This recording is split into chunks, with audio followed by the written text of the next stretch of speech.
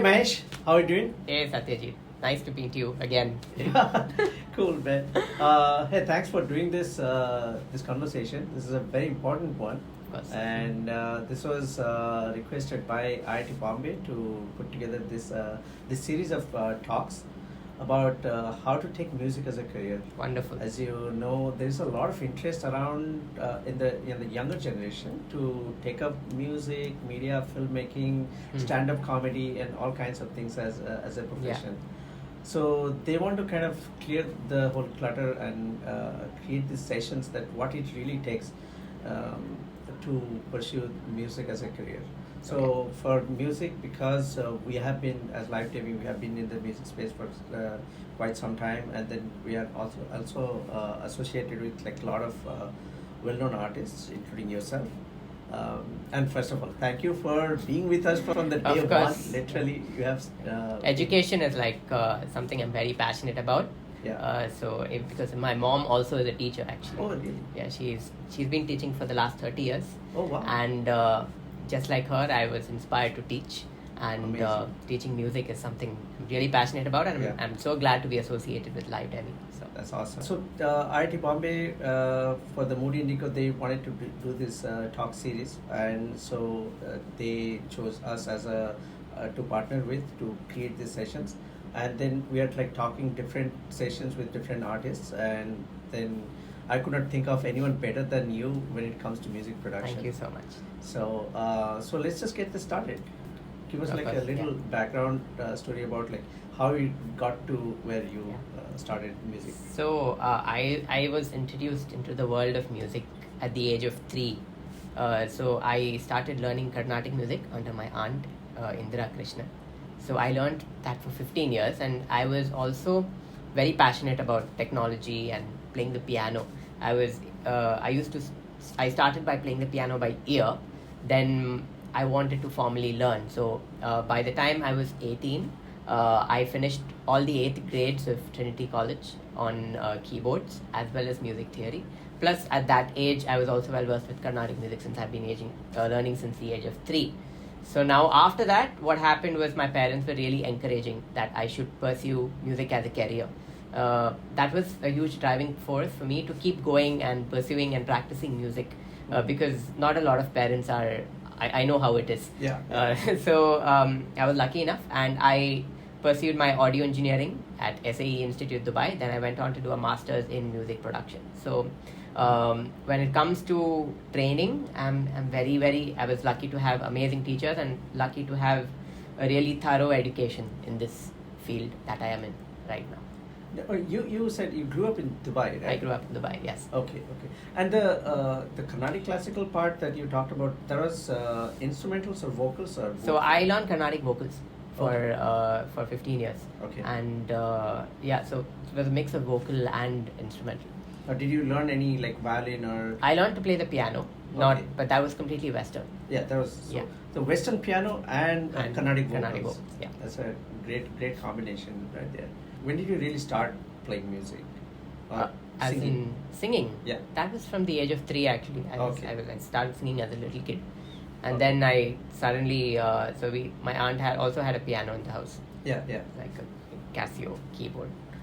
So I used to just play around with that, and I was able to play by ear. Okay. Slowly, because of the influence of Indian music and everything. Yeah. I was able to recognize notes, play intervals and all of that.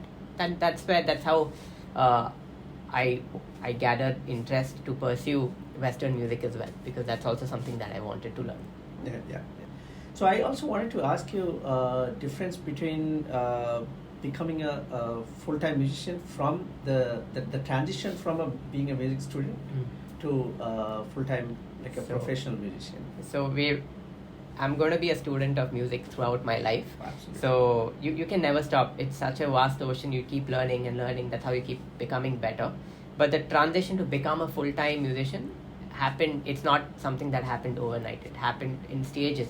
So as soon as I graduated, I worked as a music educator in Dubai, and also I was doing freelance work as a video editor and also a music producer. So it's a lot of things. I had multiple income streams. So just so that I could do music whenever I wanted to, so I took up a lot of freelance gigs. Oh, you did the videos? Yeah, I used, not a lot of people, but know this, I was doing video editing for events, a lot of events. And oh, incredible. so that's how my YouTube channel and everything, all the videos I edit. I know you, I mean, this is why I said earlier that, I couldn't find a better person to talk about production, because you actually produce everything. A lot of musicians, they sort of outsource the production part to someone. You perform, you record, you mix and master, and you also produce video, which is incredible. Yeah. Very few so people. It's very important for people to pick up a lot of interdisciplinary skills nowadays, because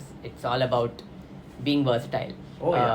Now, coming back to the question. So basically, while I was working in all of these freelance gigs, music was something that I always wanted to do. It was my calling. So I kept working on music. I kept practicing, because that's when I started playing the iPad.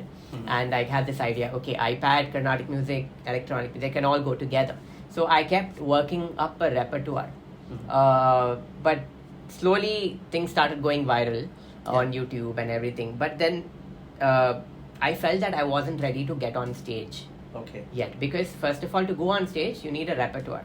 Second, it's very important that you're able to handle any kind of situation that happens. Because on stage, sometimes, so many things can go wrong. So I wanted to be confident enough that I reach a point where I'm good enough to handle any kind of situation. So I waited. I was getting inquiries for a lot of shows and everything, but I waited for a while since till I thought I was ready and confident. Now this is very important for a lot of musicians, because I knew that the moment I start performing, I will get less time to work on my art. And this is because you'd only have 24 hours a day. You can either devote it to traveling, performing, doing all that, or devote it to honing your skills and becoming the best at what you do. So I waited for a while. So, and it took me around 4 years to develop a repertoire and develop in such a way that it can be dynamic on stage. And after 4 years, I decided, okay, now I can make the next move. Because I was also getting enough inquiries for live performances, and then I thought, okay, this is a good time. I can do this, and then I took the plunge. I moved to India, and then I started performing. Before we talk about moving to India, so while in Dubai you started doing the thing. So what was it? You were getting these inquiries to sing on the stage or play piano, or for the whole act? I was doing a lot of things. So basically, people wanted the iPad on stage, but the thing is, I wanted to wait until the repertoire was strong enough. Because to build a repertoire takes time. So I waited, and it was absolutely worth it, because so it's an interesting story. The first show I did was actually in China. Oh, really? Yeah. So actually, it was with my friend Shravan Sridhar, who's a violinist. Oh, yeah, of course. So I got an inquiry to perform in China in an arts festival. And then Shravan and I were working on a collaboration, and then we really gelled and we really got along. And I told him, okay, let's. I got this inquiry in China. If you want to start performing, now is a good time, and we can do it together. So we started off as a 2-piece, and we just called it Carnatic 2.0 because we didn't know what else to call it.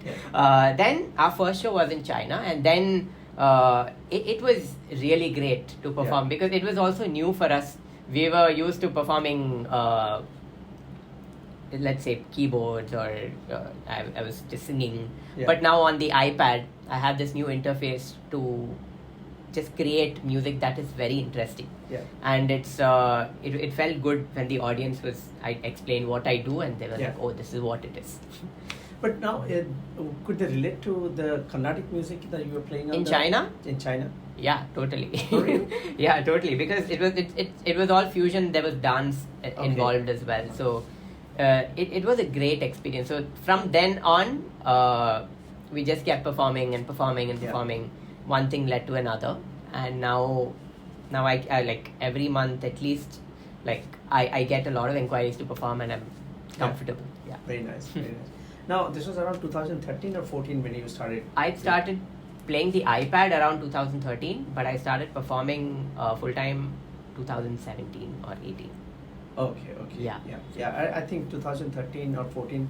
That's when we all noticed you. I think Jordan came to your place. Yeah. I was lucky enough to get a session with Jordan where I could learn the app from him as well. Yeah. And well, it's other way around also. He yeah. also learned Yes. from you. Yeah. We had like an exchange of ideas, and That was beautiful. Yeah. I remember he put that session on Facebook. I think Yes. that's when we all saw, and we were like saw with like jaws dropped.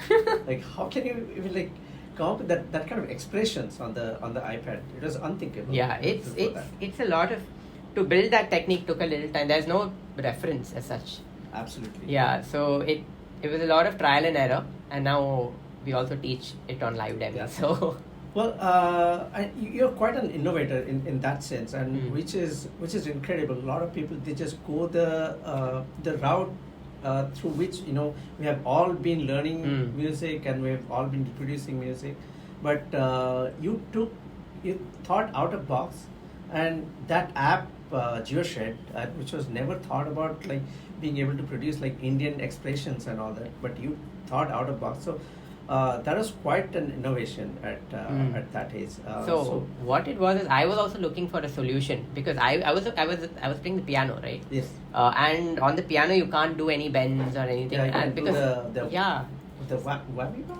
What is it called? you literally need to bend the string or do the pitch bend. Yeah. Or so for me that was like a revelation. So because I'm been learning Carnatic vocals for so long, to be able to do those bends on a piano, I was missing that.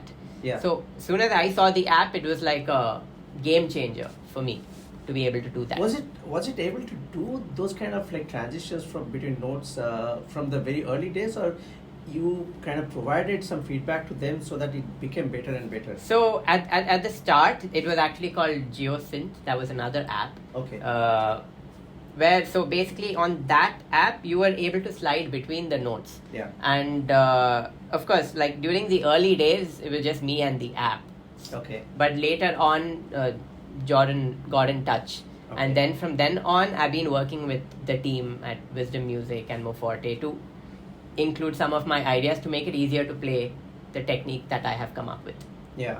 So actually, it is incredible that we have had a very long partnership with GeoShred themselves, and it's absolutely amazing, and actually very proud to see how you have contributed to that whole that ecosystem, and it's quite evident that whenever they come up with any new version of the app, they always run it by you. And we have an amazing team of testers, and it's a community now. Yeah. It started off with very, very few people, and now it's like we have a whole GeoShred community in India, which is a proud. But still, I think there is still quite lesser known. I would say, because every once in a while I talk about you to someone, and they probably don't know.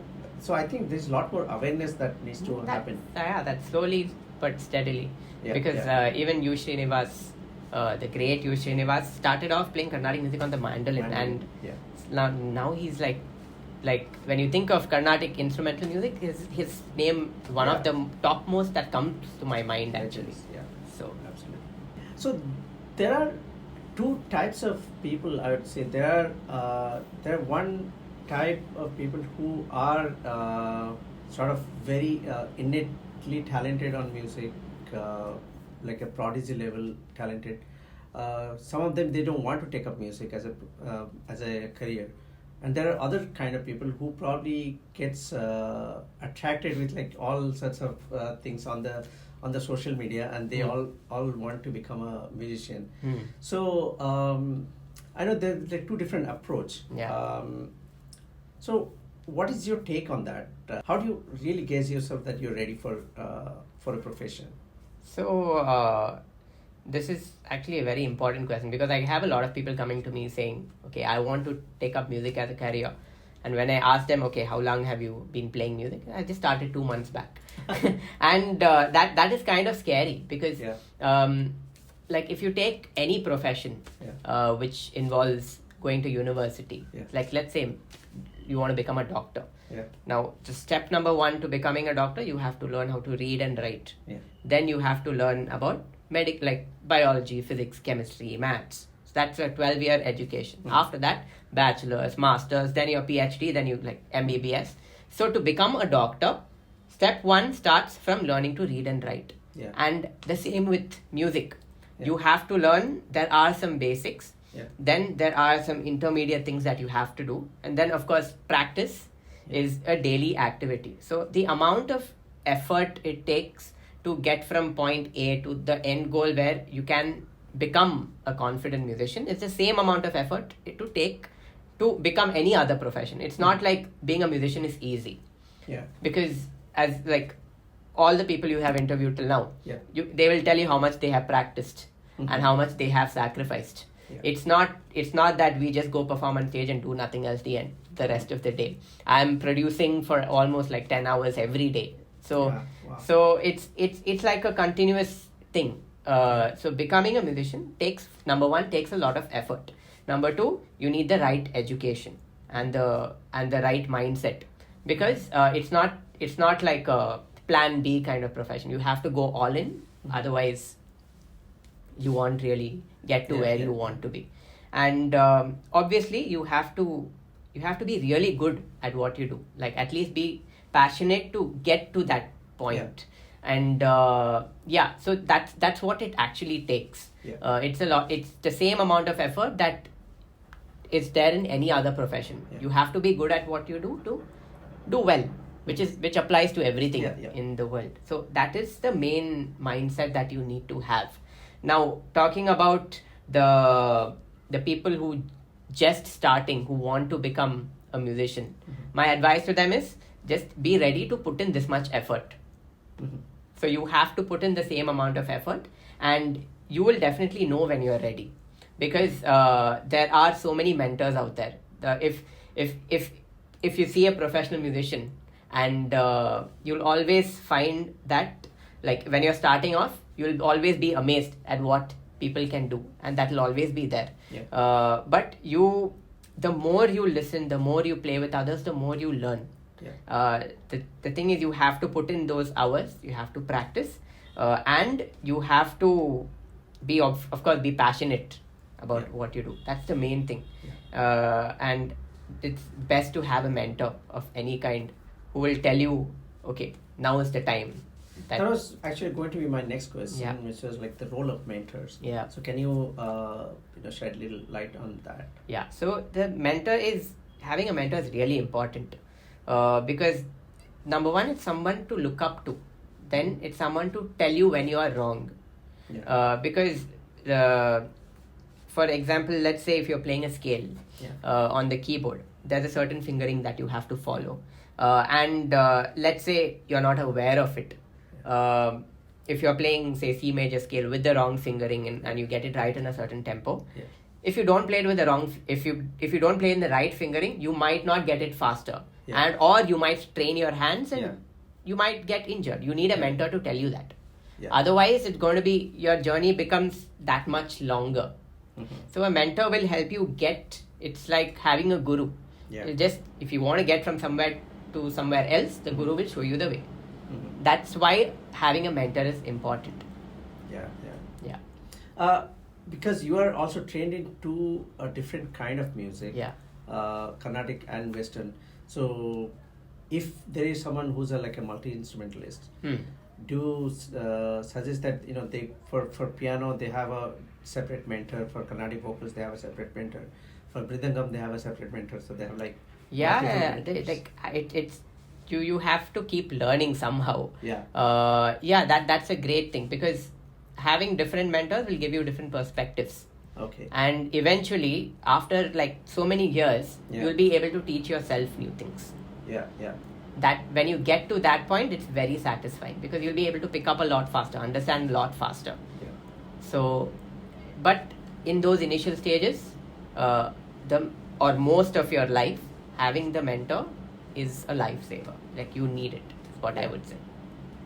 So because you are also you do a lot of programming and you also program different kind of instruments, or whether you're playing on iPad also, you're playing GeoShred and you're picking these different instruments like let's say Nadaswaram, or you're also playing Carnatic violin or flute. So do you think you also have to have the learnings from the mentors in those particular instruments, because now you think from a producer's perspective? Okay, so basically it's very important. Now let me relate this to another context which will make it easier to understand. So let's take a composer of Western classical music. Let's say you have to write a symphony. You need to know what an instrument is capable of. Let's say if you're writing a piece for cello, like it's a cello concerto, you will not have the highest notes of the scale played by the cello, because it's impossible to play, or something lower than what a cello can play. You should know that instrument has a range, and it is only capable of doing certain things. You will not write a flute line that is 60 seconds long, because breath, right? So just like that, for me as a producer, it's very important to understand what every instrument is capable of, what every instrument can and cannot do, and what is the context where the instrument sounds best. So that knowledge is essential, and you can only get that when you've listened to enough repertoire of that instrument. You need to know how the instrument is played. You don't need to know how to play it, but you need to have enough information on basically what, if I write this line for this instrument, how will that instrumentalist play it? And if I have to play it, I have to imagine how he will play it and then try and replicate that as a producer. So it's a constant imagining, and so I work with a lot of musicians, and sometimes I just see how they play certain things, and then I kind of absorb that information and keep it in my head somewhere. And then when I am trying to play that line, I remember, okay, he took a breath at this point, or he did a vibrato here. So that's those kind of things. It's important to keep in your mind when you try and replicate in production. So we were just talking about like Nadaswaram, for example, a little while ago, that you told me that the instrument actually can be played in D or D sharp. The two types of Nadaswaram. So the Nadaswaram is one instrument that I just did a Nadaswaram recording a week back actually. So the player was telling me. So basically, just like flute, you have in different pitches, and low pitched instruments require a lot more breath control. So that means he was telling me that when a Nadaswaram is low in pitch, like a lower pitched Nadaswaram requires a lot more power to play, and because of that he's able to not get that much dynamics. So dynamics is basically the difference between high volume, low volume, and all of that. So depending on that pitch, that also is like a thing to consider. If you will not write a piece for Nadaswaram in G sharp or A or something like that, because it's not physically not possible to play. So there's so many things to consider, but there's one advantage of using technology, that you can make it possible. But it will not sound natural, right? I mean, if you take just because you can actually do the pitch change on the iPad or on the keyboard. If you transpose like a D Nadaswaram to G sharp or something, it'll just sound very unnatural. But so there is another way. So people can actually transpose on the instrument itself and play it. That is one thing, but it's not meant to be played like that. So it's sometimes just you have to work around these things as well. So since we talked about these different instruments and their sound and their characteristics, so can you also talk a little bit about the listening aspect, because you kind of touched upon it earlier. Like as a producer, like what kind of listening you did and what do you suggest that people spend time listening to? So I listen to music a little differently. So generally, before I started production, I listened to music like normal people do. But the main thing was the melody, the lyrics, the tune. These were the main aspects. as a musician, you listen to the different parts of musicians and everything. But as a producer, there's a lot of layers that you listen to. The main layer is just the melody, the tune. Then there's another layer, which is the arrangement. What all instruments are used, what each instrument is doing. Then there's a musical aspect of listening. Okay, what chord is going on at this point? How is this chord voiced? How is this chord voiced by different instruments? How are they contributing to that particular chord? What is the movement, the chord progression, the tempo? How is the rhythmic idea divided amongst the different percussion sounds? This is all the musical aspects of listening. Then there's also a production and mixing aspect, where how deep the kick drum is, what is the body of the snare, how compressed is the voice, how much reverb is there in the mix. So there are so many ways and so many layers to listening to a song, and a lot of detail that I'm able to hear right now, like all those tiny things that happen which I cannot unhear when I discover it. So there's so many things. It's a fun process to divide and dissect a song into its different layers. Can you also spend a little bit of time about like explaining some of these layers? There are terms that are used, and especially for a layman, terms like programming and arrangement, and of course we have been talking about production. And you also will talk about like mixing and mastering. Okay. So can you take us through like different layers of music? Okay, so basically there are different terms. I'll explain each one. One term is programming. Programming is essentially using software to interpret musical ideas. So it can be rhythm programming, where you're sequencing and arranging different sounds in a way to get the rhythm and the percussion. That's one aspect of programming. You can program a whole string section where you write the different notes, and then the software plays out those notes. So anything that involves using software to interpret musical ideas, create musical ideas, that is called programming. Now, when it comes to arrangement is a bigger term. It may or may not include programming. You can, but arrangement is basically deciding and writing different parts for different musicians. It can be written on a sheet of paper. It can be written on Sibelius, and you can print it out to each musician and give it to them, or it can be programmed on software.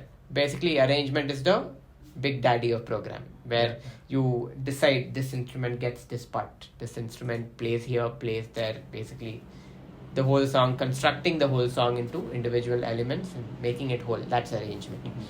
Now, when you say music production, being a producer entails a lot more than your producer may or may not be an arranger. The producer is basically takes care of the entire song as a project, or an entire album as a project, decides budgets, decides logistics, which studio to record, what mic to use. So many aspects to it.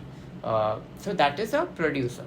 It's also confused. Like that is basically the original term definition for a music producer. Now, music producer is basically someone who takes care of all of the programming and arrangement and everything on a computer. That's what a music producer is today. But the original definition of producer was taking care of the entire project as a whole and being responsible for it. Now, when it comes to the other two terms that we discussed, mixing and mastering. Now, mixing is basically it's the process of cleaning up all of these instruments that you record on a mixing console or on a software to make sure everything is heard and everything is clean. There's a tool called an equalizer, so our ears are able to hear frequencies from 20 hertz to 20,000 hertz. And a lot of these instruments, they clash in frequency. So basically cleaning up all of these different layers in order to ensure that all of the layers sound like one. They're playing together, they're playing in one space. That is mixing. Now, when mastering is a process that comes after a song is mixed. After a song is mixed, usually we need to ensure that the song sounds consistent when played with other songs. It's basically the same loudness, the same level of punch, the same basically frequency curve and things like that, to make sure something is radio ready. Yeah. That is basically the mastering stage.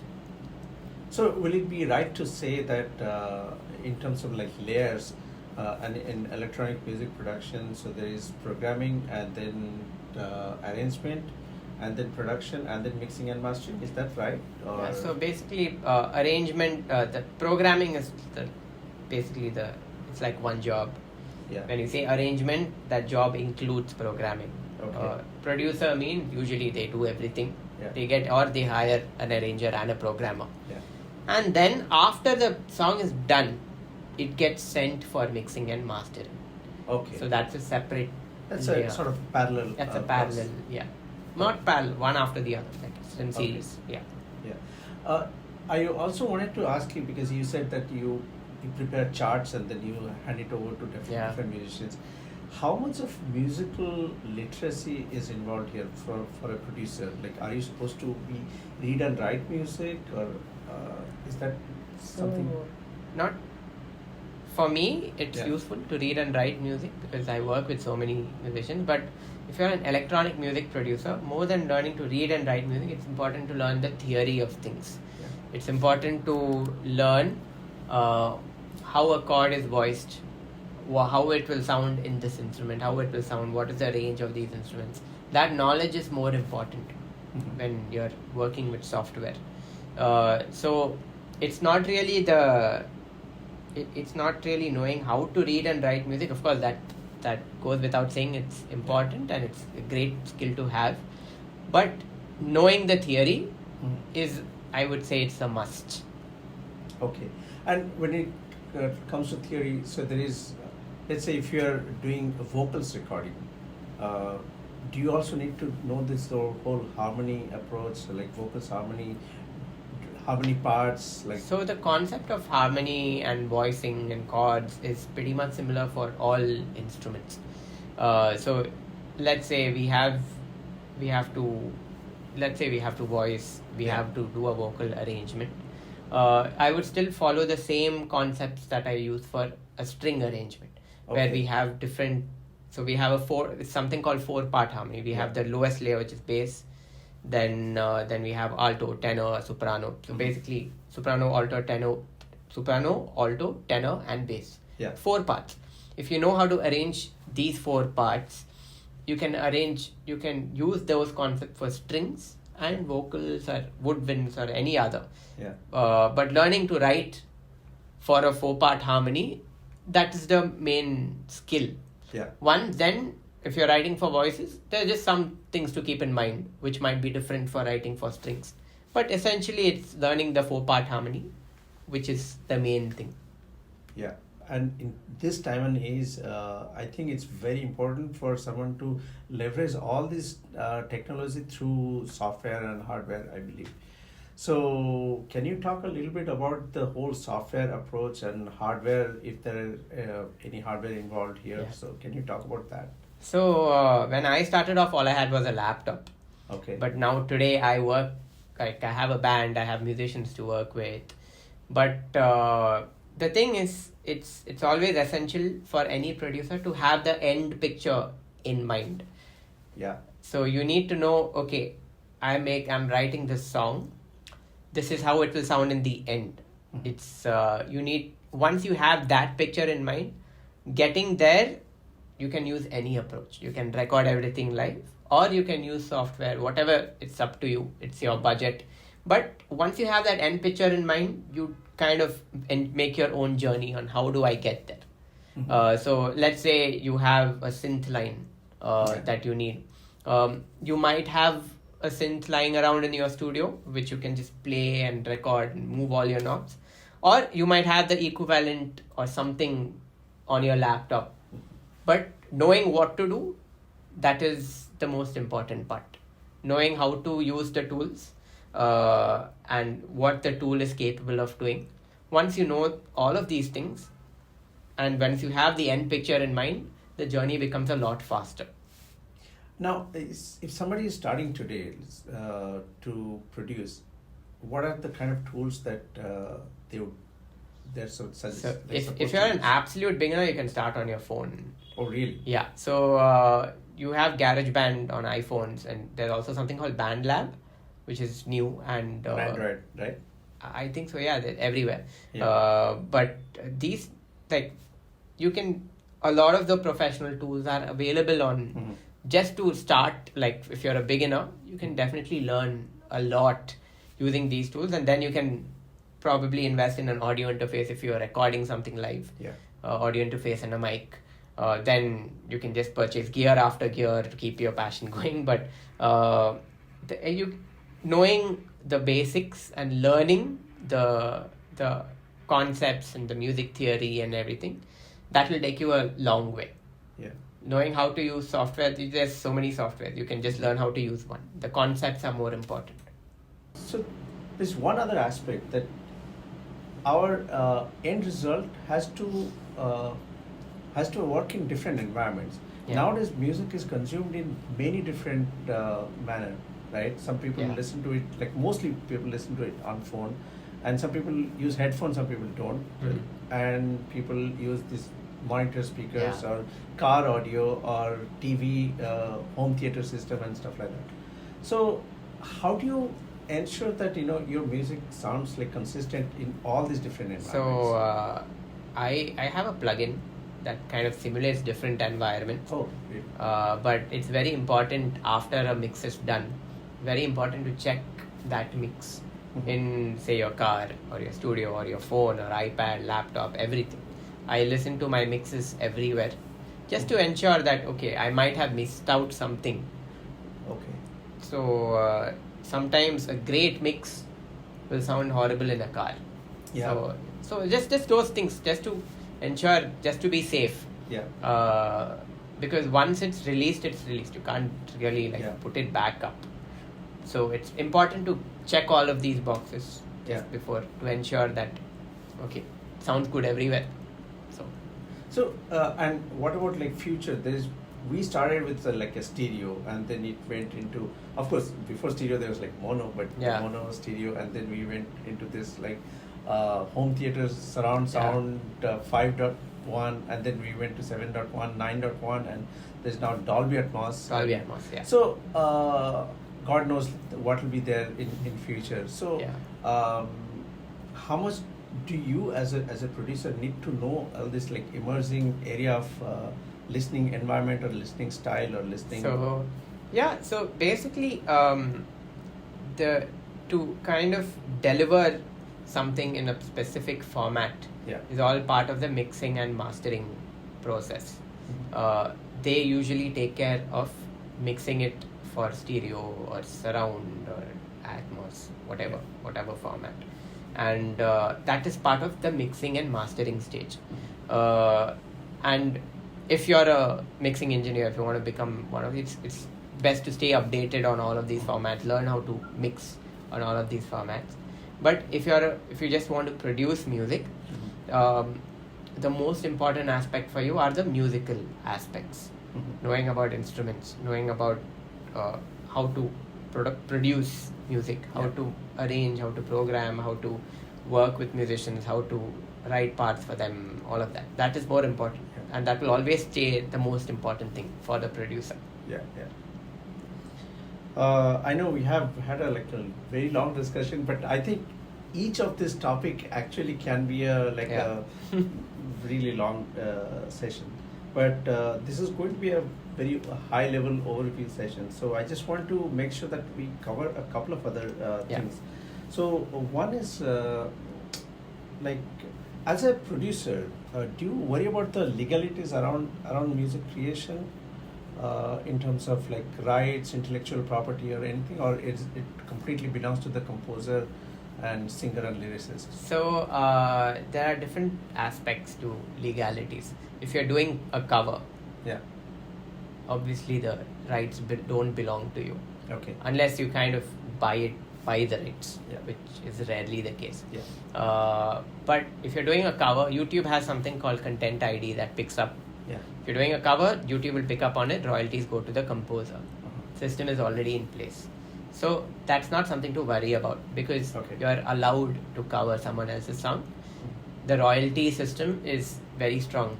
So if, let's say, I do a Bollywood cover today, YouTube picks up on it, whatever the monetization that the money goes to the artist, which is great. Okay. Yeah. Because if I make a song, Yeah. someone covers my song, I make money of it. That's great for me. Absolutely. So that system is already in place. But if you write a song, and if you release it, so before you needed to copyright and do all of that, but now basically if someone uses my song in their video, that system works for me as well. So I can monetize off that. Okay. It's called content ID. Okay. So if someone uses my song, that system, it's an automatic system. Yeah. Now, if someone illegally uses it in a film, that's a different problem. That's a bigger problem. That's where the lawyers come into play. We are not going to go there. Yeah. I also wanted to talk about collaboration. So I think as a producer, you need to sort of associate yourself with like certain bands or certain different style of music, so that you keep on working on different kind of sound, right? Yeah. You know, sometimes you're working on a rock band, mixing for a rock band, or producing a Bollywood track or classical or anything. Yeah. So how much do you think it's important to be associated with different kind of live? It's definitely bands? important to be associated, because it gives you a new perspective on how different people make music. And that kind of grows your imagination on what is possible and how different ways on how certain things are possible. So that's why the association is important. But if you're like a DJ or some then you can just go solo. But the association really helps if you want to get, like, if you want to grow. That's where it helps. I think just one last question that I want to ask is, like, as a producer, what's sort of the long-term sustainability plan to always like earn well and have a long-term career plan as a musician or as a producer? Yeah, so there are different stages. First thing, it's very important to stay updated and keep updating yourself, because music keeps changing every like 2-3 years. There's a new sound. Yeah. So it's definitely important to keep listening to music, knowing what's trending, what sound is new, what are the new tools out there that you can use. Staying updated and staying educated and increasing your knowledge, that goes a long way. Because as a producer, there are multiple revenue sources. You can make music for ads, you can make music for short films, compose background scores, you can produce someone else, you can produce and release songs yourself. There are multiple revenue streams, including teaching music production and all of that. So, but at the end of the day, it's important to stay updated and be the best you can be. That's like, you have to work hard day in and day out to kind of hone your skills, become a little better every day. That is very important. And when you talk about revenue streams, as I said, there's multiple revenue streams for a producer. But to get to a stage where you can kind of leave everything and do this full time, that's a long journey. That's not something that, because it's not like a 9-to-5 job. You have to keep going out and about and like showing people your music, showing people what you can do. Like I worked like 6 years, I didn't make any money off production. I just did it because I was passionate about it.